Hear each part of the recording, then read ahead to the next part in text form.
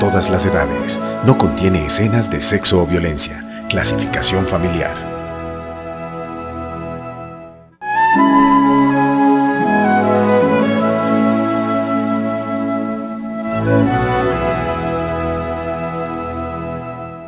Con 73 votos, Senado hundió la reforma a la justicia, pero quedaron resquebrajadas las relaciones entre el Congreso y el Gobierno Nacional. En la Cámara hubo 117 votos a favor del archivo de la reforma y ninguno en contra, pero 50 representantes no asistieron a las sesiones extras. A pesar del archivo de la reforma judicial, ciudadanos siguen impulsando referendo. Imputan cargos a Javier Velasco por violación de una trabajadora sexual. Trasladado al búnker de la Fiscalía en Bogotá, el ex senador Juan Carlos Martínez Sinisterra, quien deberá enfrentar investigación por narcotráfico. Alejandro Falla, tenista vallecaucano, hace historia en el torneo de Wimbledon. Hoy ganó y avanzó a la tercera ronda de este gran abierto. Independiente Santa Fe y La Equidad determinaron cuáles jugadores estarán en los partidos de la apertura en la semifinal segunda vuelta Liga Profesional de Colombia. Gran despliegue técnico y humano en la transmisión del Festival de Rock al Parque por el Canal Capital este fin de semana.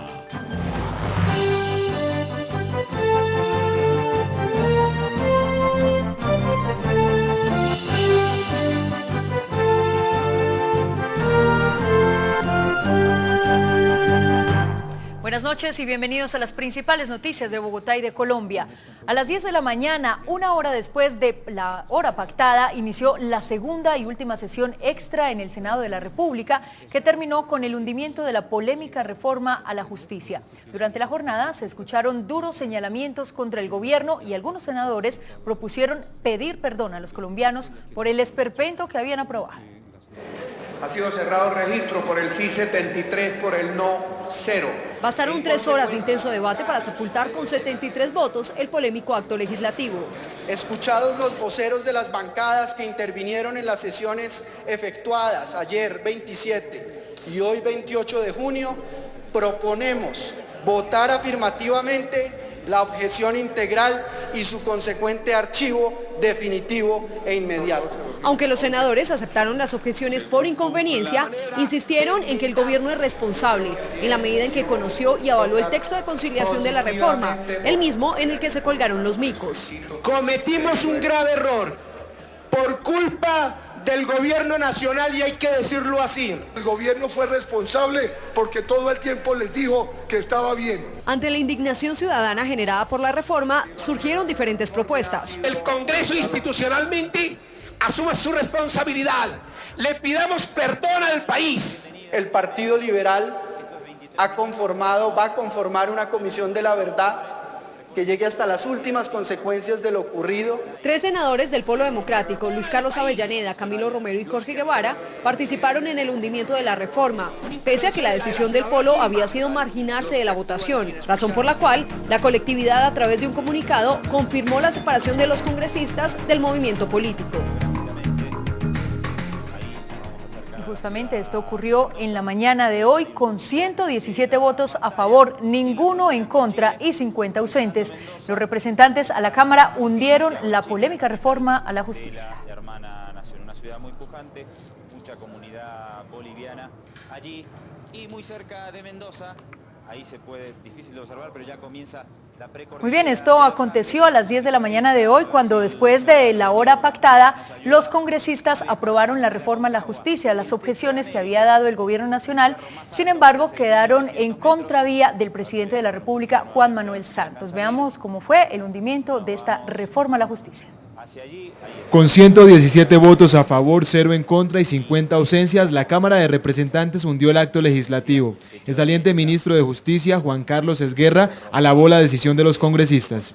La respuesta que ha dado hoy el Congreso de la República, tanto en Senado como en Cámara, sin un solo voto en contra, me parece que es una respuesta de enorme elocuencia que el país tiene que reconocer y que tiene que agradecer. Los parlamentarios se mostraron satisfechos tras la decisión. Ganó el Poder Ciudadano, segunda reforma que se hunde en este Congreso de la República. No hay que olvidar, los jóvenes hace un año hundieron ese esperpento. El Congreso decide hundir esta malhadada reforma expresaremos nuestro regocijo y vamos a recordar que es el movimiento ciudadano el que ha sido el artífice de esta victoria. Otros le salieron al paso a las voces que hablan de quiebre de las relaciones entre el Ejecutivo y el Legislativo. En el caso de Cambio Radical, nosotros acompañamos al gobierno y obviamente con la independencia que nos corresponde como un organismo de las ramas del poder público, como una de esas ramas. Con esta decisión, el Gobierno Nacional y el Congreso enfrentaron una crisis que puso en riesgo la institucionalidad del Estado colombiano, pero que enciende el debate sobre la responsabilidad de quienes legislan. Pues el hundimiento de la reforma a la justicia produjo el resquebrajamiento de las relaciones entre el Gobierno Nacional y el Congreso de la República. Todo indica que queda dividida la unidad nacional que acompañaba a Santos. Así lo aseguró el presidente del Senado, Juan Manuel Corzo. Luego del hundimiento de la reforma a la justicia, el saliente presidente del Senado, Juan Manuel Corzo, reconoció que se fisuraron las relaciones entre el gobierno y la bancada de Unidad Nacional. La Unidad Nacional se mantiene dentro del Congreso, pero la relación no está rota, está resquebrajada. Lo que está resquebrajado es la relación del poder legislativo con el poder ejecutivo. Dijo que se perdió la confianza en el gobierno del presidente Juan Manuel Santos. Se perdió la confianza en el Ejecutivo porque no se puede uno correr cuando tiene desde luego un trabajo compartido. Se lavó las manos con el Congreso de la República y yo creo que eso también ha sido un costo muy grande para el gobierno y para el futuro del mismo gobierno. Pese a la crisis, el ministro del Interior, Federico Rengifo, destacó la actitud del Congreso. Aquí ha habido una posibilidad enorme de que el Congreso, en unas sesiones históricas, haya respondido a unas objeciones que hizo el gobierno de inconstitucionalidad y de inconveniencia a un proyecto de ley. Los congresistas dan por terminado el escandaloso episodio por cuenta de esta reforma a la justicia y la mayoría descartan que en la próxima legislatura haya intenciones de tramitar un nuevo acto legislativo para el sistema judicial. En más temas, a Javier Velasco le fueron imputados cargos por la violación de una trabajadora sexual en hechos que ocurrieron hace varios años en Bogotá. El reo deberá enfrentar un nuevo juicio por este crimen. Le imputó el delito de acceso carnal violento agravado a Javier Velasco por su presunta participación en el maltrato y posterior abuso de una trabajadora sexual en hechos registrados en agosto del 2008 en el norte de Bogotá. Después ese hombre me dijo que no encontraba el casco, que se lo ayudara a buscar. Pasaron 10 minutos y no lo encontró y volvió a cogerme nuevamente y me hizo lo mismo. Según los hechos narrados del ente investigador, el hombre había buscado los servicios de la prostituta en la calle 100 con carrera 15. Se acude ante la policía, llega la policía, les prestan los servicios médicos en el Hospital Simón Bolívar, tanto a usted como a la víctima, a usted por las lesiones que le propiciaron en el momento de su detención y a la víctima precisamente por haber sido agredida sexualmente. En la audiencia, Javier Velasco Valenzuela no aceptó su responsabilidad en este caso. ¿Acepta usted o no acepta los cargos que hoy el Estado le ha imputado y comunicado en la presente audiencia preliminar? No acepto, su señoría. El juez 38 de Garantías le imputó medida de aseguramiento a Javier Velasco, quien en su contra tiene otras dos, una por la muerte de Rosa Elvira Cele y la segunda por la violación de sus dos hijastras. El excongresista Juan Carlos Martínez, quien se entregó a las autoridades en Cali, fue trasladado hoy al búnker de la Fiscalía en Bogotá en medio de un fuerte dispositivo de seguridad. El exparlamentario enfrenta una investigación por sus presuntos vínculos con paramilitares y narcotraficantes. También directivos del IMPEC denunciaron a 10 funcionarios de la cárcel La Picota en Bogotá que habrían alterado documentación para reducirle la pena, lo que permitió que fuera dejado en libertad el martes. Y Jaime Granados, el abogado de Laura Moreno, denunció al fiscal que lleva el caso por el crimen de Luis Andrés Colmenares por supuesta manipulación de las pruebas de sangre. El abogado de Laura Moreno, Jaime Granados, denunció al fiscal Antonio Luis González por supuesta manipulación de muestras de sangre de los implicados en el proceso. El fiscal se llevó los 3 tubos, no dejó ningún remanente en ninguno de esos tubos. Eso es una grave afectación del material probatorio. Granados señaló que, según un reporte de medicina legal solicitado por él, el fiscal González exigió a esa institución entregarle todas las muestras de sangre de los implicados en la investigación. La sangre, esencial en este proceso, que es básicamente técnico, no a punta de testigos mentirosos, ha sido ocultada, violando la ley. El abogado aclaró que a pesar de que González es el fiscal del caso, no puede violar los protocolos de seguridad de la cadena de custodia de las pruebas. Mientras que el fiscal general de la Nación, Eduardo Montealegre, aseguró que la Fiscalía ya ha dispuesto medidas de seguridad especiales para proteger al juez González por las amenazas en su contra. La Fiscalía General de la Nación desde varias semanas atrás dispuso medidas especiales de seguridad a favor del fiscal González. La Fiscalía también le está brindando protección a otros funcionarios que intervienen en el caso. El embajador ecuatoriano en Colombia visitó a la familia de la estudiante universitaria Catalina Garzón, desaparecida en un hotel de Quito hace 2 meses.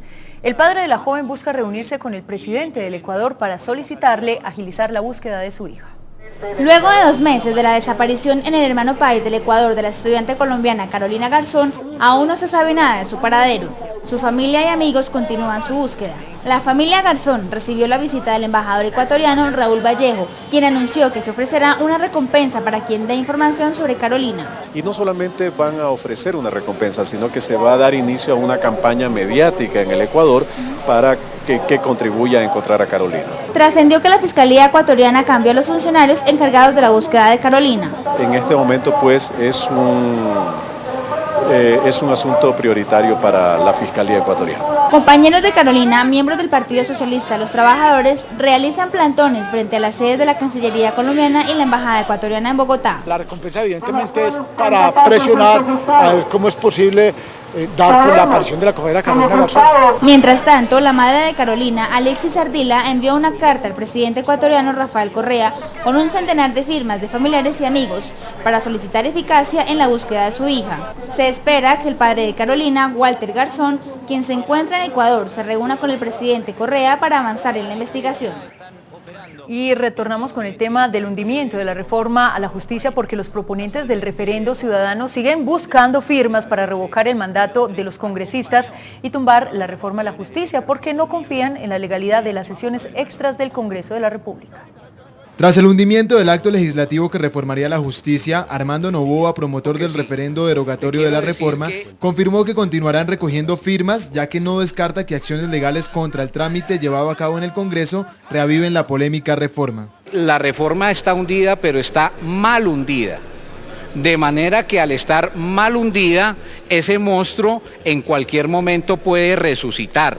Confirmó que continuarán recogiendo firmas, ya que no descarta que acciones legales en contra del trámite llevado a cabo en el Congreso resuciten la polémica reforma. Vamos a solicitar al nuevo ministro de Justicia que su primer acto después de la posesión sea recibir a una comisión de este comité promotor del referéndum a efecto de instalar una mesa amplia, democrática. Insistió en buscar responsables del que consideró un exabrupto constitucional. Además, envió un mensaje a quien asuma el Ministerio de Justicia. Nosotros demandamos que se asuman en todas sus consecuencias las responsabilidades de esta crisis institucional. El movimiento, que contó con el apoyo de ONGs, miembros de la rama judicial, expertos constitucionalistas y líderes políticos y sociales, ha recogido cerca de 25.000 firmas en una semana de consulta entre los ciudadanos. Hoy el alcalde Gustavo Petro sancionó el decreto mediante el cual se crea la Secretaría de la Mujer. La entidad se encargará de atender todos los asuntos que impactan a este género, como la violencia y la exclusión. Las agresiones físicas, los abusos sexuales, las dificultades para el acceso a la educación y al trabajo, entre otros, son algunos de los temas que a diario tienen que enfrentar las mujeres. Pensando en la necesidad de contar con un ente que respondiera a estas problemáticas, se creó la nueva Secretaría de la Mujer. La Secretaría de la Mujer debe ayudarnos a garantizar una política transversal de lucha contra la discriminación de género en la ciudad de Bogotá. A la sanción de la norma asistieron varias representantes de este género que a lo largo de estos años han luchado porque se cree este espacio.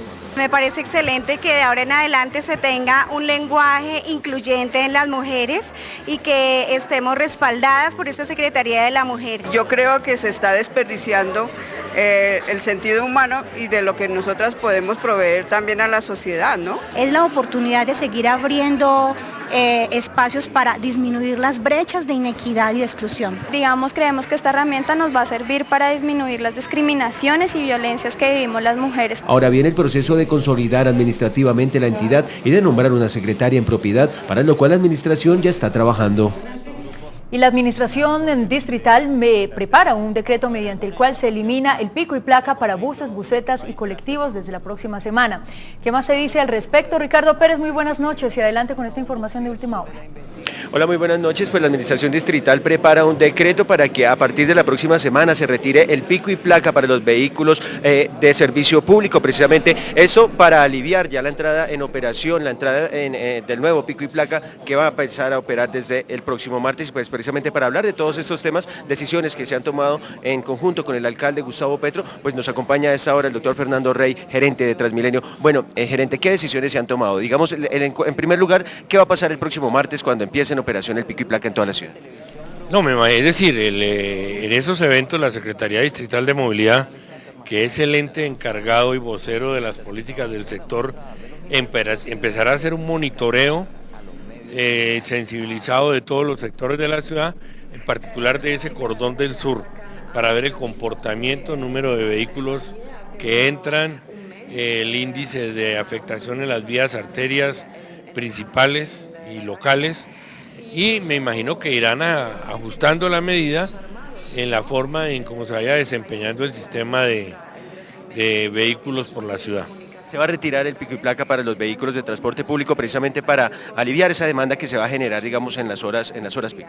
Sí, digamos que las personas que van a tener su vehículo van a tener la opción de utilizar masivamente el transporte público, que es en definitiva lo que se persigue con estas medidas, desestimular el uso del transporte público y que la gente acceda a el transporte, desestimular el automóvil privado y que la gente acceda al transporte público.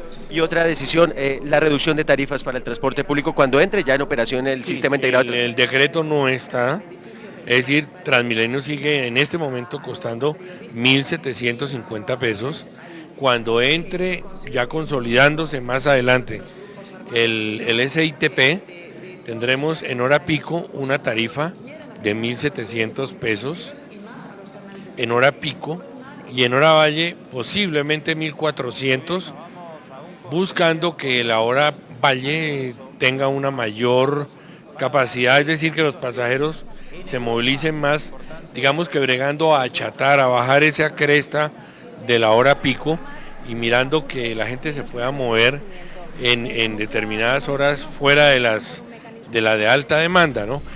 Se busca con esto que haya inclusive cambio de horarios en las oficinas, en las universidades, etcétera. Ese es el tema. Y obviamente los transbordos, pues se está mirando un costo promedio de transbordo de 300 pesos, lo cual se está analizando con los diferentes modelos y con los operadores del proceso. A partir del sábado, por la 26, Transmilenio gratuito y pedagógico.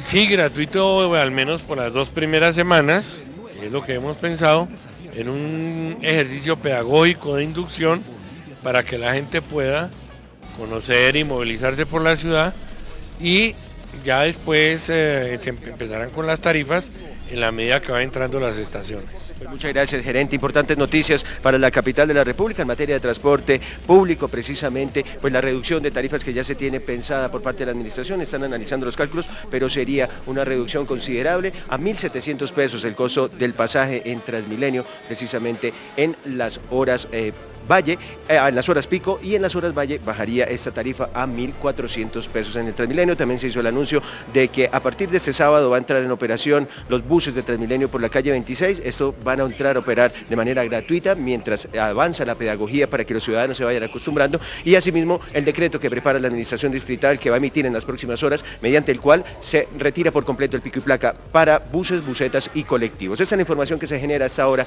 aquí desde la Alcaldía Mayor de Bogotá. Ricardo Pérez, Capital Noticias. Muy bien, Ricardo, muchísimas gracias. Nosotros, entre tanto, hacemos una corta pausa en Capital Noticias y ya regresamos. Quédese con nosotros. Usted está viendo Canal Capital, televisión más humana. En la vida, los grandes cambios suceden poco a poco. La movilidad de Bogotá se está transformando y tú serás parte de ese cambio. SITP, el nuevo sistema integrado de transporte público de Bogotá. Transmilenio, Alcaldía Mayor, Bogotá Humana. Buenas, sus mercedes, yo soy Frank Forero del Grupo Vuelo de Osa. Rockero de corazón, pero este año tristemente, como vivo en Tunja, no puedo ir hasta Bogotá para ver Rock al Parque. Pero lo voy a ver todo desde aquí, desde mi casita, por Canal Capital. Canal Capital, el canal de Rock al Parque. Este 30 de junio, 1 y 2 de julio, si usted no puede ir al parque, relajado, porque desde las 2 de la tarde, usted lo puede ver por Canal Capital, el canal de Rock al Parque. Usted está viendo Canal Capital, televisión más humana. Este es Capital Noticias. Gracias por continuar con el canal de Bogotá. La empresa de Acueducto y Alcantarillado de Bogotá consolidó los canales de comunicación con los usuarios para que puedan manifestar sus quejas, reclamos y sugerencias. El agua es un derecho. Ahorrarla es un deber. Acueducto de Bogotá.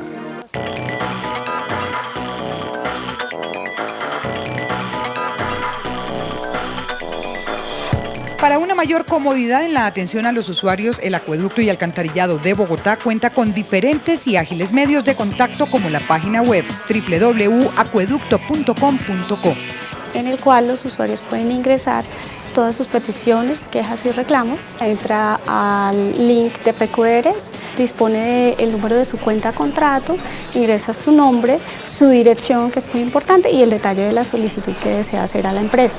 También pueden tener copia de nuestra factura y pueden tener un ingreso de atención virtual por medio de chat.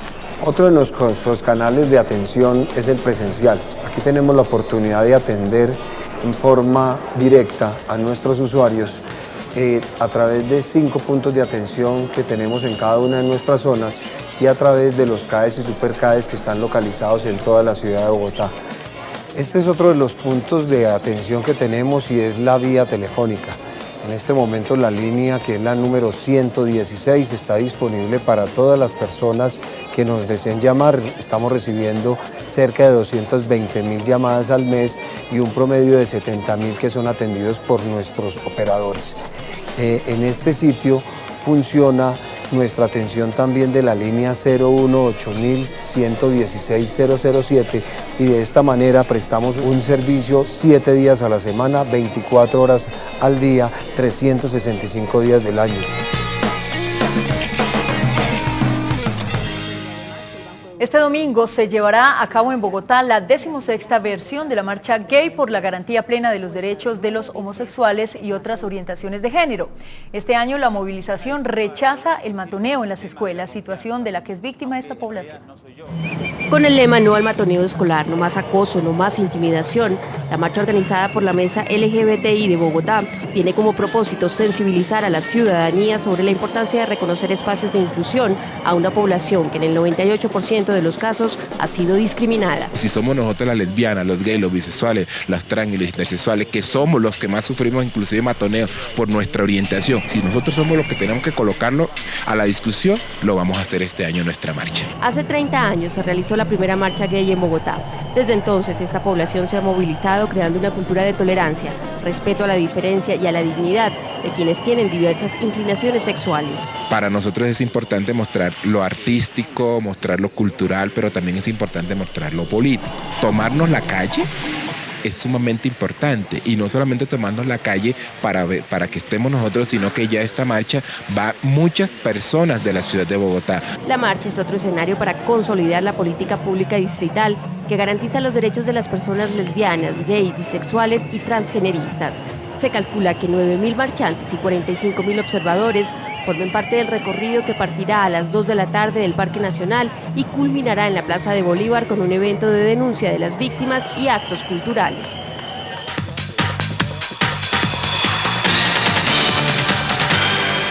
8:24, tiempo para los deportes aquí en Capital Noticias. Bienvenidos, señoras y señores. Alejandro Falla hoy en Wimbledon ha hecho historia, al igual que un tenista checo que eliminó al número 2 del mundo, Rafael Nadal. Alejandro Falla se instaló con su victoria de hoy en la tercera ronda del Grand Slam. El tenista vallecaucano venció en 5 sets al francés Nicolás Mahut con parciales 6-4, 6-3, 4-6, 4-6 y 7-5. El colombiano empezó el juego 2 sets arriba, pero luego el francés apretó y equilibró el partido. Falla presentó complicaciones en el comienzo del tercer set, donde estuvo 1-5 abajo, y aunque remontó 4-5, el galo logró llevarse la manga. Al finalizar el cuarto set, luego de reanudarse el partido por falta de luz,